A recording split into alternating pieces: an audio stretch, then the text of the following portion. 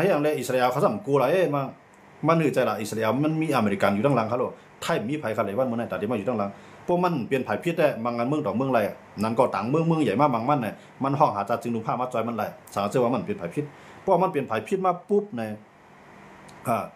เพราะว่ามันเปลี่ยนไผ่พิษมาปุ๊บเนี่ยเปลี่ยนจังมันจะหนังเวียดนามเขาเนี่ยขี่เขาเนี่ยรัสเซียเขาเนี่ยมันจังมาเนาะนั่นก็มันเหมือนเจ้าหนังอิรักค่ะนะอิรักในกูปอกในอเมริกันมันก็เลี้ยวก็มันย่อยปอกนะเมืองอิรักในเขามังอันนี้ยันบุอิรักในกับมังอเมริกันตั้งก่อนนะอิรักในเหมือนเจ้าหนังเปรียดปีเนี่ยปิลาตินนี่ใช่เนาะปิลาตินเนี่ยคิงกลากลางโขนนะครับนะอยู่ในคุยในลอยละลายมันอยู่ในผู้หมอกขีนละลายนั่นนะกับมังตึกอย่างนั้นจังก็ power พระบ้านนู่นตึกใหญ่ๆป่าคาซิบจันนะครับนะคิงนั้นเอาเครื่องบินอันที่มันย่อมใจเครื่องบินในโลใส่ตึกป่าเคลื่อนอย่างนั้นป่าคาซิบจันอเมริกันเขานะมันอเมริกันก็มามังเต็มที่มามังมันย่อยปอกว่ากำในอเมริกันในตุกยอนไฮจัดจึงลุมพาในส่งแห่งซึกมาจอยเนี่ยจังว่ารัสเซียเขาขี่เขาหลายๆเมืองหาอันกันเขามาจอยอเมริกันนะแต่ได้พิวไปไทยมันเจียวเย่านะอันเป็นเมืองอิรักนั่นค่ะนะกำลังสู้มาในอิรักในอเมริกันเมื่อตั้งตับซึกไว้ในมันในก็ปวดแปดลงปองซึ่งเย่าก็คาแบบคาเหมือนเจออันก้นมาคาปราอุปมาได้ก้นมาคาเป็นอดีตนั้นได้เป็นปานปราอุปมาเนาะส่งด้วนเขาว่าด้วนบิชีพกันเนาะด้วนอันพวกกว่ากับมาขึ้นน่ะย่อมไกวแล้วก็ย่อมให้ก้นในไกวในพื้นที่นั้นในอเมริกาปานปราอุปมาค่ะเนาะประธานาธิบดีปราอุปมาคุณอเมริกันนั่นค่ะนะนั่นมันก็เนี่ยจอนดีนั่นค่ะแหละนะเพราะว่าตายก็มาติ๊กตองเด็กปีกเบ็ดขาดแท้มันเนี่ยจอนมาดีนั่นนะปิลาตินนะฮะอยู่ในตัวแจ้งมันก็อิรักในมันก็ย่อมละล่างก็บางทีก็อเมริกันนั่นก็ใจก้นน้ำหนาล่าซุ่มซึ่งน้ำหนาล่าเนี่ยจังว่าเอาซึกจัดจึงนุ่มผ้าเข้ามาบางอันเนี่ยก่อนกันส่งโปรเตียนไผ่โปรเตียนมาในเข้ามาบางจอยอเมริกันนะอิรักในคณะกำลืนมาก็ยาวอยากขี่ขันงามค่ะนะแต่ว่าไทยในเขากูตัวในก็จิว่าทั้งอย่างไรไทยเมืองกัมพูชาเล็กๆอย่างไรไทยมันกับบางเวลาเนี่ยมันไรค่ะนะมันอยู่ในจัดจึงนุ่มผ้าแต่ได้เป็นลูกจุ่มของจัดจึงนุ่มผ้าเนี่ยมันก็มีกวดมีเกียนมีปักมีเปลืองค่ะนะ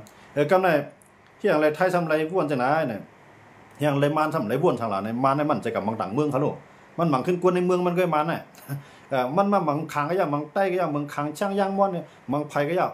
ปนนับในมันเปลี่ยนกวนในเมืองเหลียวกันเปิ้นห้องว่ามันเปลี่ยนปัญหาชนกลุ่มน้อยเลยลงปองจึงกลางกันเนาะความหมายของเปิ้นเนี่ยเปิ้นจะนั่นแหละ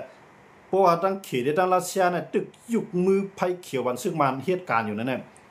มีไผ่เจ้าแห้งซึกเข้ามาบางไรนะแต่ได้ใจแห้งซึกตาจึงนุ่งผ้าในมันจะเข้าว่าตีไรขาดหาเมืองเลยหาเมืองจนเตรียมไรเตียกข้อกันครับมันเจ้าหนังตีเขามังที่ในเมืองอยู่ล่างนั่นได้รัสเซียก็ปันไผ่เขียวอ่ะเพื่อนเบอร์ปิลาตินนั่นเป็นผู้ก่อการให้กำไรฝรั่งเศสปันไผ่เขียวนะฝรั่งเศสอังกฤษอเมริกันเนี่ยเขาดื่มเนี่ยพีดูเร็วกันเนาะนะก้อยกาขี่รัสเซียเนี่ยเขาเป็นตัวขวางมันก้อยกาเมื่อนั้นได้ขี่รัสเซียในฮันดีจอมเลยหาเมืองในพร้อมในใจเนี่ยเมืองไหลพร้อมเขามาจอยเขามาเลยที่นี่ก็เข้ากับเพียวเมืองอยู่รักค่ะเมืองอยู่รักในก็ตึกกันมาข้าร่างเป็น10 ปีแล้วนะก็กับคำลือมันซื้อมาหลายใจยังสิจัดจึงนุ่งผ้าเขามาบังนี่เนี่ยอย่างเล่นเปื่อนมาบังไอ้มีหนองเลี้ยงไอ้ปวกนี่แหละเนี่ยมันจังว่าบังมันยันเบื่อสังแต่ได้ใจแห้งสิจัดจึงนุ่งผ้าในเบื้องขาด2 ก้อนเนี่ยมันจังนะเพราะว่าฝรั่งเศสอังกฤษอเมริกันปันไผ่เขียวพร้อมได้มั้งเนี่ยไอ้เขตาผีไอ้คิงกลาคิงปูตินเนี่ยนะผมย่อมกุยไผ่เขียวน่ะปีนึงมากก็เป็นกวนอันจับเรียนดีนะเขาก็เขาได้เอาไล่งำเย็นในต่อสู้เขาเดี๋ยวไล่งำเย็นในเกี่ยขายปัญหาก็อันนั้นได้ไว้ใจขี่ละขี่ได้จัดการก็ขี่ได้เฮ็ดก็ขี่ได้เฮ็ดอะไรมันพร้อมกันมากกว่าเนี่ยขี่ได้มันลัดจอมจังนั้นนะมันบ่ลัดน่ะขี่ตาผีเนี่ยนะย้อนมาจากในเมืองเฮานะไอ้เนี่ยให้พี่น้องคนเมืองของตุ้มตู้ค่ะป้องใจเลยว่ามีไผมาใจเฮียงซึกเสเกี่ยขายปัญหาจอยเฮาหลายนะเปิ้นมาก็หมอกซื้อความจางไงไผบ่ว่าเป็นตัวเตี้ยนเมืองอะไรเมืองนึงเข้ามาหลายย้อนบ่มันได้ผิดกฎบัตรสาประชาชาตินะเขาห้องเนาะมันได้ผิดปักเบื้องจัดจึงลุมผ้าค่ะนะสมมติเมืองอะไรเมืองนึงเข้ามาเนี่ยสมมติเมืองไทยในใจดีใจว่าในสงแยซึ่งเมื่อในมาในห้องขี่มาเมืองไทยก็ไรก็นั่นย้อนบ่จังได๋ในมันจังในเขาอยู่ในรถแท็กมันนี่คั่นนะย้อนบ่จังได๋ว่าตาตีใจซึกจัดจึงลุมผ้านั่นเขตาผีเลยคิงปูตินหัวล็อกเนี่ยตื่นแต่เลยเปลี่ยนอันเดียวกันออกเสียงเรียนตั้งอเมริกันเนาะคิงตูโนทัมเนี่ยคิงตูโนทัมเนี่ยก็คิงหยองว่าบ้านเนี่ยถึงหนูเลยเปลี่ยนอันเดียวกันย้อนบ่จังได๋ต้องได้จังใจแฮงซึกจัดจึงผ้าหลายเนี่ยก็ในเมืองเฮาคันได้มันมีไผมาจอยเฮาหลายเลยสิว่าเฮาหาพี่น้องกูเจ้าคือเจ็ดเมืองเจ็ดเตืองโหบ่นั้นซึกมันซึกมันจะเจ้าคือมันอันลูกพื้นต่อซึกมันนั่นโฮมพร้อมกันนั่นแท้ อันนั้นได้ไรอ่ะเอาต่างเมืองมาจอยเขาก็ไรพวกกำไนสังว่าเขาบังลุกขึ้นบังลงบองจึงกลางเอาขี่เขาเข้ามาแล้วเช่าเข้ามาเนี่ยมือนั่นได้เขาข้องหาจากจึงลุงพาแล้วย้อนไปก้นเมืองเขาเปลี่ยนอันเดียวกันยาวกว่ากูเจ้าคือเปลี่ยนอันเดียวกันอันเขาลืบในเขาลืบล่ำลงบองจึงอันป่วนเปลี่ยนดูลายในก้นเมืองเขาขาขึ้นไว้พวกนั้นได้บนจอยเขาแหละป้อมไปเฮ็ดนั่นได้อยากขายใครเมืองก้นขอใต้ใครเมืองก้นขอปลองใครจีเมืองว่าใครจีเมืองเจอในสูนอนฝันหวานเนี่ยนะตื่นแล้วอ่ะนะอยากขายงอมือเลยเนี่ยมันยึดอะไรใน85ปูนเนาะมันยึดอะไรในเมืองอยากขายกวยการอันเหตุการณ์ดังกล่าวมันมีใส่เมียวเมืองแต่ได้มาหาห้องมันเมืองอยากขายเนาะคิงกะลากลางขวดเลยกินจอมเผยกินจอมซึกมันบังกลาเทศกินจอมเผยกินจอมซึกมันเมื่อจับที่เท่าไหนที่จับที่อยากขายไหนมีไผ่แต่ได้กับปัญหาซึ่งอยากขายในที่สังว่าอยากขายในอิสราเอลเขาเอาเหตุการณ์ดังกล่าวมาปานอเมริกันเขาเหตุการณ์ดังกล่าวมาปานได้มันเปรี้ยวอยากขายเนี่ยนะจอมดีนะมันกุ้มกับอะไรเมื่อเราปังหลายมันปื้อตัดขาดซึ่งมันผมใครจังกว่านะก้อยการดังกล่าวเขาเนี่ยมันมาให้ในที่เดียวย้อนมาจะในดองว่าเมืองอยากขายแต่ได้เลยเมืองก้อนขอกลมเป็นไรนะเพราะว่า1ปังตึกยาวที่เดียวก็ไม่ปลองก็อ่อนกว่าค้างก็ไปจังเข้าที่ย่างเผือกย่างเหลียงก็จังเข้าที่นะการอะไรเกียดเขียนในตัวไผ่ตัวมันไหนก็อยู่กำบังได้อ่อนที่เดียว1ปังตึกยาวน่ะ1ตึกกันยาวๆ1แค่ชุ่มน้ำอ่ะนะปังตึกข้าวป้อนนั่นได้พวกปีอะไรก็ปีอะไรก้อยกับพวกปีอะไรอ่ะถูมีอันเหตุการณ์ดังกล่าวหาอะไรนะพวกมีเหตุการณ์ดังกล่าวหาอะไรเนี่ยมันอยากขี่ขาลิงงามออกกับปานมือเลี้ยงเม็ดกับปานด้วนมือเลี้ยวในสามอันเมืองขึ้นใหญ่ใหม่สูงเหมือนเจ้าหนังอเมริกันเขาเหมือนเจ้าหนังอังกฤษเขาเหมือนเจ้าหนังขี่เขาเหมือนเจ้าหนังฝรั่งเศสเขาซ้ำว่ามีเครื่องหนักเลเซอร์วันหนึ่งเมื่อนามากกว่าเดมาถึงในเมืองเขาเครื่องหนักเลเซอร์นั่นนะว่าเครื่องหนักเลเซอร์เนี่ยแต่มันมีดีในจี้ใส่ก็ไพ่เมืองใหม่นะเครื่องบินมีน้องมาจี้ใส่ก็โตก็นะเมืองวันนี้มันมีจังไหนนั่นจังขี่ก็จะไหนเขามีอยู่ขนาดเครื่องหนักเลเซอร์เนี่ยเลเซอร์เนี่ยมันแห้งนะเขาบอกมันเหมือนจังชายไพ่เนาะมันดูได้เชียงหมากกองหมากกลางซะมันยื้อใส่ก็นะมันเอาชายมันถ่องใส่ก็ขี่เขามีอยู่ขนาดอเมริกันเขามีแต่ว่าวันหนึ่งเมื่อนามาเขาสมัครเมืองกับเมืองใหม่เนี่ยถึงวันในมือหมันว่าอะไรดูเจนั่นนะกูบอกนะทำจำบ้วนเนี่ยบอกเขารู้ด้วนเนี่ยเดี๋ยวมาถึงเมืองเขาเนี่ยทำย้ำบ้วนเนี่ยบอกนะก้อยการหมดเลยเนี่ยด้วนก็ขึ้นมาหมดเลยเนี่ยมานะไปมาตั้งห้องการห้องงานที่ให้ตั้งกล้วยมันแถมแต่เขาตีเป้ซึกมานะเด้อมันหันเส้นตั้งกับเขาว่าเนาะนั่นเด้อจะให้ใจตุกเขาใครมีแห้งใจใส่พ่อมกันให้ไรเขาอย่าไปว่นว่าใครตั้งวันเมืองใหม่ในมันเปลี่ยนแล้วอยากใครตั้งเมืองก้อนคอมีเมืองอะไรที่ฮับปันเมืองอยากใครเป็นเมืองก้อนคอเลยนะก็ในเบอร์อินเดียฮาเบอร์บังกลาเทศฮาเบอร์มาเนี่ยที่หาเรื่องอินเดียอะไรบังกลาเทศแล้วก็เนี่ยมาเนี่ยนะมันที่หาเรื่องสิมันติดลือเปียดพ้องต่างบังกลาเทศมีในเมืองมาน่ะมันติดลือเปียดพ้องต่างอินเดียมามีในเมืองมานะอันนั้นเป็นการต่อสู้กันโดยสันติวิธีเขาว่าไล่ต่อสู้เลยกัดเย็นนะเพราะว่าลงปองจึงเมืองในลงปองจึงเมืองเนี่ยแม่นกันเนาะเนี่ยลือเปียดพ้องต่างกันเนี่ยนะฮะเหมือนเจ้านางยูเครนรัสเซียเหมือนกันนะบุรีในคำมีรู้พ้องต่างในเมืองครับพ้องต่างยูเครนกับรัสเซียหรือบอกมาไปแล้วพ้องต่างรัสเซียกับยูเครนดึงมือไว้นะอันนี้มันมีขนาดนะย้อนไปจากไหนตรงว่าเมืองเขาขนาดเนี่ยพวกเขาใครเป้ซึกมาในเขาอย่าไปว่นแต่ได้แจกแผกพีแผ่นดินการแต่ได้แจกแผกพีแผ่นดินมาเนี่ยมันเปลี่ยนมันเขาตั้งลงปองจึงไงย้อนเบอร์ลงปองจึงกูเมืองเนี่ยมันตื้นรัดไว้ว่าเมืองปัวสังวาเขียในฮันดีเลยนะเขาอยู่ในเตียงมันสังวาเขียฮันดีลองแจกแถวพี่แผ่นดินเมืองผมจุ่มตู้คาเปลี่ยนกับเมืองไม่เนี่ยมานก็มันมีเกมของมันมานก็รับเขาได้เข้าห้องเมืองไต้หวันเป็นเมืองก้อนคอเนี่ยจ่องเขียที่ป้อใจเขาเนี่ยป้อใจเขารู้ยังเพราะฉะนั้นหนังคือมานเตรียมรัดเขานั่นในตึกจำใจตั้งเขียเนี่ยเขียก็ตื้นติดปันแห้งมานเนี่ยยาวกว่าพวกปันแห้งมานเนี่ยเลยหมายถึงว่าที่เข้าห้องมันเมืองเจ้าคือจะนั่นแต่เลยเมืองก้อนของมันเขียเนี่ยตื้นเทียนแล้วล่ะย้อนเบิ่มมีเมืองอะไรเขาว่าเนาะอันตาเตให้เมืองตัวหนังอิสราเอลเนี่ยอันเขาข้าพ้องบนเมืองปารีสไตล์เป็นเมืองก้อนขอน่ะมี85ปูนค่ะนะมี85ปูนในหัวปังใน85ปูนเนาะบอกว่าแทง25ปูนนี่น่ะที่เขาพ้องก้อยกาวันเมื่อนั้นเนี่ยจ่องเขามาให้สันดานอิสราเอลเลยจ่องเขาไปมักมันเมืองปารีสไตล์เมืองก้อนขออะไรไปไล่ค่ะน่ะเมืองใหญ่เมืองหลวงเมืองขี่เมืองรัสเซียอังกฤษฝรั่งเศสเยอรมันยุคเมืองปารีสไตล์เป็นเมืองก้อนขอหมดค่ะก็ยังไปไล่แทงกันค่ะนะตามปักเบิงเต็มมันไหลก้อยกว่าลองเปลี่ยนเต้ในพื้นที่นั้นมันไหลตัวหนังนั้นสังเกตว่ามันดีขึ้นดีบังกลาเทศเข้าใจดีอินเดียเข้าใจดียุคเมืองอยากไข่เป็นเมืองก้อนคอเนี่ยมานว่าเสื้อสู่ปันแห้งซึกอยากไข่สู่ปันแห้งลองจากเทพีแผ่นดินนะเพราะเมืองสูเหมือนจะหนังเมืองอินเดียมันก็มีคารุจุ่มไข่จากเทพีแผ่นดินนะซึ่งมันก็ว่าเขาห้อง เขาขับพ้องเจ้าคือในเป็นเมืองก้อนเขาสองที่แม่นกันทั้งอินเดียครับแม่นย้อนเพราะฉะนั้นอินเดียก็เตรียมเฮ็ดจังนั้นย้อนเพราะฉะนั้นต้องว่าอันไหนข้าเขาให้คนในเมืองของจุ่มตู้เขาในนะลอกไล่การต่อสู้เขาใ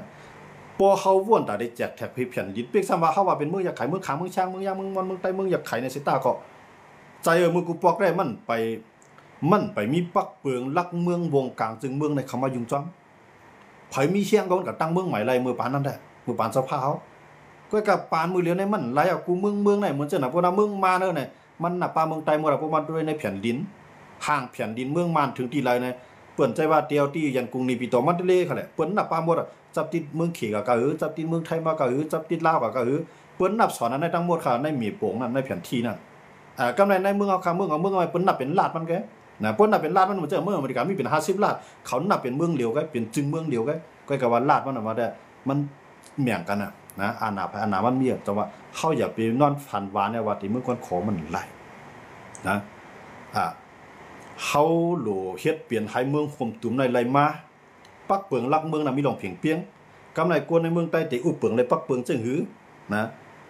ะในเหนือเมืองในเจเมืองใต้น่ะติอุเปิงปักเปิงจึงหือหากวนเมืองใต้มีศูนย์เขียนเตรียมปักเปิงลักเมืองเข้ามาก้อยกะว่าปักเปิงเมืองข่มตุ่มซ้ำติมีจึงหือในอเมริกาในเขามีจังนั้นเขารู้เมื่อเนี่ยตัวโน้ตทำให้ใครมายาในเมืองอเมริกันใครมายาจริงเหรอเนี่ยใครเอาลาดอันเมืองอันเป็นผู้นำประธานาธิบดีเนี่ยใครเก้าเมืองไหลก็ไหลลาดไหลก็ไหลเนี่ยก้อยกันในลาดเจ้านั้นเขามีศูนย์คุ้มครองก้อยเขาครับมีศูนย์อุปเปิงของเมืองมีศูนย์อุปเปิงของเขาก้อยกันเขาก็อยู่ภายใต้หลวงปองจึงกลางเพราะว่าต่อสู้ต่อเมืองต่างเมืองเนี่ยหลวงปองจึงกลางเนี่ยเดี๋ยวเลยพุ่นพรจอยครับกำไรสังเกตว่าในเมืองเนี่ยมันก็เย็นอยู่มีไฟมากเก้าเนี่ยในเมืองนั้นมีศูนย์ซึกแกะเขตตัวเก่ายาวก็มีศูนย์เยอุปเปิงพ่องงำก้นเมืองตัวเก่าก้อยกันมันเปลี่ยนจึงเมืองอเมริกาในเก่าก้อยกันในพื้นที่แบบพื้นที่มันในเขาปันจังนั้นครับเมืองเขาในมันไหลจังนั้นก็แก่นะยาวนะพี่น้องเขาเล่าว่าติไรเมืองตีอยู่ค้านั่นเนี่ยว่าก็ติไรจื้อมันใต้ในแกก้อยกันว่าได้หมดเลยได้มันเอาช่างซึกกว่าเอามันก่อนแนวตั้งอิสราเอลมันจังเข้าว่าน่ะอิสราเอลนั้นมันก่อนยึดเอาเมืองปาเลสไตน์ก็มีคำว่าอะไรเนี่ยเพื่อนบ่ช่างซึกก็อยู่ไว้ดีๆก็มันดื้อเปียจ้าปาเลสไตน์ดีๆเอาก้นมันใส่ดีๆนะว่าได้ว่าเขาไล่ได้เขาให้ป้อนไล่เป็นตั้งการเปิ้นมักมันเตรียมไล่ก้อยกะว่าลองเปลี่ยนเต้นะซ้ำพอซึกว่ามีเฮียงซึกว่ามีไว้หลีน้ำมันปอดตามปักเปิงวงกลางซึ่งเมืองมีไผห้องรั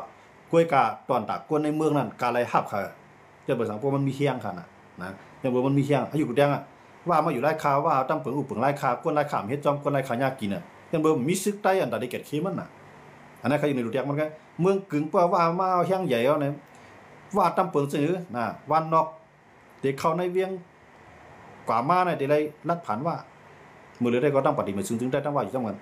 นอันนั้นได้เข้าขาซับย่างเนี่ยพี่น้องเขาถามมาว่าจังว่าได้เลยเมืองตีฮะเนี่ยว่าได้เพราะว่ามันเลยจีเมืองประมาณมักมันปันนะประมาณมักมันปันมันหลุดทำใต้หลุดทำเปาหลุดทำเปาล่องมันห้วยส่วนตุ่มเอาเปาล่องไอ้เปาอ้วยต่างเจ้าคือปันที่พ่องกำตุกเก่าสู้เฮาได้จ้อยสู้เนี่ยก็มันเอากว่าไรอ่ะเพราะว่ามันมักมันปันคันนะกำไรเขาเคยอยู่จ้อมมาเขาพร้อมอยู่จ้อมเขเนี่ยก็เพื่อเขมักมันปันก็มันกว่าเหมือนเส้นหนังลัดไข่เมอันเป็นของยูเครนตกกับเป็นของรัสเซียมันติเป็นจังนั้นครับย้อนเพราะฉะนั้นมันก็ลักเหลี่ยมนะมันจะว่ามันลักเหลี่ยมมันมันงือออกมาใจมันหน่อยคือคิงอย่าเป้นั่นหน่อยคือล่ะมันก็จริงว่าอย่าเป้ขนาดเนาะเฮ็ดก็ถึงเป้เลยคิงอย่าเป้นั่นว่าคือนึงมันลาดว่าย้อนใจเมืองในห่ำสารคัดกล้วยกาพวกใครไล่เนี่ยส่งตัวเตี้ยนเข้ามาอุบในรูดต่อสภาเลยมือเลยในรูดต่อสภามีน้ำมันยี่เก่านะกำไรตาได้เลยเตี้ยนพ้องเลยว่าได้ส่งเตี้ยเลยส่งตัวเตี้ยนมันเข้ามาอยู่ในนาทีใต้2ใต้เด็กก็เลือกใครมันเปลี่ยนเตี้ยนพ้องขึ้นมาเลิกนะมันเดี๋ยวอะไรก็ป่วนหมักมังหน้าพานปางช่างไงแก่น่ะก็ป่วน3ก้อยว่าเดี๋ยวอะไรมากะยุกตั้งตีนตั้งมือตายกะสิตาได้ขึ้นมายุกตีนยุกมือก็ไปไล่เพื่อกี่ขายปักเปิงแล้วมึงสวยเปียกยันว่าจังนั้นอันว่าอันเขาไล่ได้จื้อมันได้เขาเตียไล่อยู่เขามักมันก็เดียวเขาก้อยกะว่าให้ปักเปิงลังเมืองลุงเมืองผมตุ่มตู้นั่นเตมักมันได้เป็นไรให้ใต้กับมักมันก็เป็นไรก้อยกะพวกเขามีแห้งซึกให้กินพื้นที่กับที่ได้ตั้งการได้ขำไรก้อยกะลองตีมันอันตีในพื้นที่นั้นได้เขาจังไรค่ะนะยันว่าจังนั้นได้ก็เอาซับย่างมันพี่น้องเขาที่พี่น้องเขาถามมากกันเนาะนั่นแหละแต่ว่ากวนเนี่ยไผมีเชียงก็มันเปลี่ยนไผเต็มปืนเหมือนจังข่าวว่านั่นนะเมื่อใต้เขามีเชียงไหนเมืองมันปอดใต้ไหนเป็นเมืองเฮาเนี่ยเฮาว่าอะไรดูเขารู้มื้อเด้อก็ว่าแล้วมันใครขู่เฮาเคี้ยวบ่คงได้คั่นน่ะมึงกูบอกได้ในเมืองเขียนให้เป็นเมืองใต้เจ้าซื้อขันผ้าในขอเสียงมีอยู่ในเมืองมาวันครับลูก มือเลยในเมืองมาตุกอยู่ในกับมือขี่ขนาดเปิดใต้กับรัดว่าใต้เขายังอุปเปิงขี่ในขี่ไข่คูเขาว่าเนื้อมือเลี้ยวเขามีเหี้ยเลยมือเขามีเหี้ยได้เขารัดอะไรเขาจีสั่งเป็นนั่นขนาดมือเขามีเหี้ยนะเขาอุปเปิงเอาในเมืองขังวัดปื้นแต่ว่าถึงกุนน้ำเกียววะน่ะใต้เขาอุปเปิงนะเมืองมันปดใต้แต่ว่าเมืองใต้เหลียงดังเสียงใต้อุปเปิงกับเมืองนั้นเมืองกองเมืองยางใต้อุปเปิงกับได้ขนาดเมื่อนั้นในใต้รัดอะไรก็เดียวว่าใต้เนี่ยเจ้าคือเล็กๆลงในเมืองใต้เนี่ยอยู่จอมใต้หมดมีไผ่สารคัดต่อใต้ก็มันใต้มีเกี่ยนใต้มีเฮียงเขาโลนะใต้ในมากวนอ่อนมือปานเจ้าพาวลงมาในกันมือปานนั้นได้ใต้เอาเกี่ยนเคียงเขานะมือนั้นได้ใต้เอาเกี่ยนเคียงตีใต้วนอ่อนในยันภาษายันเพื่ออังกฤษเองก็เฮ็ดปันเจ้าพาวสู้ก็อยู่ข้างสู้เลยสู้มีคำมีนำก็มาสากปันเฮาไอ้ตียันกรุงนั่นก็แล้วเฮาได้เอาสู่เป็นเมืองปีเมืองน้องเมืองอารักขาเนาะกำลืนมันดิจะอารักขาลักขี่สังอังกฤษมือก็ปล่อยไปเท่ากันนะวนเฮาเอามาปล่อยว่าได้น่ะกำลืนมาญาสนาใต้เฮานะเมื่อนั้นได้อังกฤษเนี่ยมานะว่ามานะอังกฤษมือกว่ามานะว่าพอปีผ่าในห้องหมูห้องหลังก็รู้สมอยเขากินอิ่มเขาดูเนาะนะเพราะว่าปีผ่าในรู้เจ้าผ่าเนี่ยมันบางว่าเจ้าเนี่ยมันจังว่าเขาอยู่ภายใต้มันเนาะเพราะว่าปีเนี่ยได้เหมือนว่าเป็นปีเป็นน้องจำใจนั่นขนาดนะปีผ่าเขาในนั่นน่ะเพราะว่าสุ่มหอมจอมเฮาเพราะสุ่มหอมจอมเฮาเนี่ยอังกฤษเนี่ยจังส่งตัวเตี้ยเนี่ยมาอยู่ในเมืองสวยยื้อเฮากับไรนั้นก็ย่างเผือกเขาจังมาอยู่ในเมืองสูเสยี่เฮากันไรเนี่ยมันนั้นย่างเผือกเขาได้ขมย่อมจ้อมเขาโลนะย่างเผือกได้เขาอันตังเมืองก้อนเขาคุยเขาตังดิเมืองนั้นเขาแหละใต้เขาสมาเมืองเขาเนี่ยมีเมืองตั้งแต่ลงปังหลายนะครับมีเสียนตั้งคือเนี่ยครับมีโคมมานเขาก็ดีว่านึงจะพัดใต้เขาก็ยังอ่านได้หน่อยยังอ่านได้เป็นห้องพวกมันก็อำใจยังอ่านแต่ได้ก็อยู่ใต้ห่มเขายังอ่านพร้อมกันเนาะก็การกำลินมายามมาในหลอกนะหลอกเนี่ยซุ่มเตซุ่มว่าซุ่มนาซุ่มหลังนะซุ่มพวกมอกกวางจะพาก็วายตายมูดีตายมันก็ยังไม่จะไหนแต่ว่าจะไหนได้เฮาซุมมาค่ะเนาะเฮาซุมมาก็การเจอก็ยาวเนี่ยเจอก็ยาวเนี่ยตัดในเมืองอันวันแรกเพราะว่าเจ้าเครือพร้อมกันเนาะว่าเมืองกับเมืองใหม่เนาะได้มันไหลจื้อมันก้อยนะตัดในมีอันไหนพวกอันเฮาคลายได้เฮาคลายเมืองโฮมตุ้มเนาะเฟเดเรติโมคราซีแต่ว่าเมืองเฮาเนี่ยศูนย์เมืองใต้มีศูนย์ปึงจังหือใครเฮาคนเมืองใต้กูเจ้าคือพร้อมมันอะไรเขียนแต่ว่าปึงลังเมืองกับความหมายมันเด้อนะตาในห้องกูเขาห้องว่าเฟเดเรติโมคราซีนะเขาได้ผีตักแหลกแล้วอะไรหมดแล้วมันแล้วแหละนะเฟเดเรนี่มันแล้วติโมคราซีว่าก็มันมีมันหลุดจีแก้วนะยังบ่จังนั้นแหละเมืองเฮาขากูเจ้าคือในเฮาหลุดปองใจว่ามันใจกับปานอันมือ50ปี60ปีปากปีป่วนมามื้อนั้นได้เพิ่นมีหอกมีหลับเพิ่นมีเคียงมันไหลลูกลามไหลเพียงที่มื้อนั้นเพิ่นไปตักมักมันนะใต้ได้ไทยเขาจู้กันก็มีหัวแขนตรงมื้อนั้นมื้อเหลียวมันหือแล้วขลานะเฮาก็จุขี้กำแล้วก็จุไผกำแล้วมันเตรียมเปิ้นเอาลาเทียมเอาลาตุ้ง2ทั้งถอนทั้งกลางหาไม้มีปวงสู่เรียนดินสู่มีที่ไรเนี่ยอังกฤษเขาฝรั่งเศสเขาอเมริกันเขามักมันหมดแล้วว่าไผถึงที่ไรกำในพวกมันห่างกันเนาะพวกมันอยู่จำกันเขามาอ้างกรรมสิทธิ์นะเบิ่นความไทยเนาะอ้างกรรมสิทธิ์สู่ก็เป็นของสู่ก็เป็นของมันบิดเขาอ้างแล้วนะเพราะว่ามีเฮียงก็เฮียงซื้อเขายันไว้พวกมีเฮียงซื้อก็เปิ้นกินก่อนนั้นก็เนาะกูเมืองมีหมดอันเฮาว่าอ้างกรรมสิทธิ์ในกูเมืองมีหมดอันเฮาอ้างว่าเป็นของเฮานั่นคั่นนะเหมือนเช่นน่ะอินเดียเลยเขก็มีกำในรัสเซียเลยเขก็มีอันเขาหิมกันนะกำในเหมือนเช่นเกาหลีใต้เลยเขได้แผ่นดินคำจับกันกับปังหลายเขาจับกันหิมปังหลายกันกำในเวียดนามเลยเขก็ปังหลายเขาจับกันหิมกันก็นะไต้หวันเลยเขก็จับกันหิมกันเกี่ยวปานเลยเขก็จับกันหิมกันเพื่อกับหิมกันเสตากับเปิ้นเอาแฮงซึกในเข่งกันไว้เปิ้นใจตึกกันค่ะนะมันเหมือนเมืองเฮาได้ดินในก็หลุกก้ายาดินในก็หลุกผูกยาดินในก็หลุกปังต่อปังล่องดินในก็หลุกเก็บขอนดินในก็หลุกเก็บซึกตึกกันน่ะมันเปลี่ยนลูกอันให้ในเคลื่อนกันนะเพื่อเข้ากับบ้านเมืองเปิ้นเมืองใหญ่เมืองหลวงงีล้อมๆนะไปว่าชางผู้น้ำแต้มันก็ผู้น้ำเจ้าคือมันก็ตาได้ขึ้นโคไลทาได้สั่นคือนะตาได้ยางคอนขวาสคอนซ้ายเนี่ยยังวนยาวมันก็เนี่ยยามเข้ามันตึกวนมองกันได้น่ะตรงว่ามันตั้นเปิ้นยาวนะเพราะว่าออกไปหมดตั้งวนลูกปืดกว้างยาวนะห่ำไรเช่นจันเก่าจัน10จันจอมันใจลองใหญ่นะก็กำมือได้เฮาหลวใจใส่ว่าซื่อคือวันเมืองเฮาขานั่นติได้เฮ็ดจึงโคมาในอยู่เศร้ากะบ่ได้ว่าห้างเก่าห้างใหม่ในมันหลายมันได้ผิดกันดีกว่านะเฮือนกวนเฮือนเหลียวกันนะในหน้าเก่าในหน้าเมืองนะในสวนเก่าถึงที่ไหนในสวนเมื่อถึงที่หน้ากวนเฮือนเหลียวก็ลักเลี้ยวพันกันครับ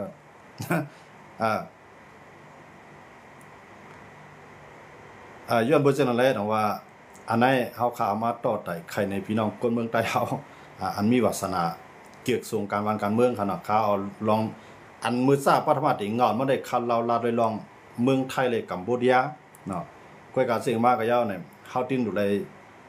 เอาต่างเมืองมาจิ้มจ้อมยอดภาษาไหนกวนเอาข่าวหุงพักก็หลุมมีกิริยามันขนาดเนาะเพราะเดี๋ยวว่าเมืองกับลาดดองเมืองไทยเนี่ยป้อข่าวปอดได้ลาดอะไรค่ะ5 นาทียังหมดอ่ะนะเขามาที่ไหนเขาเฮ็ดที่ไหนเขากว่าที่นั่นกำก็ยาวครับก้อยการเฮาขาเนี่ย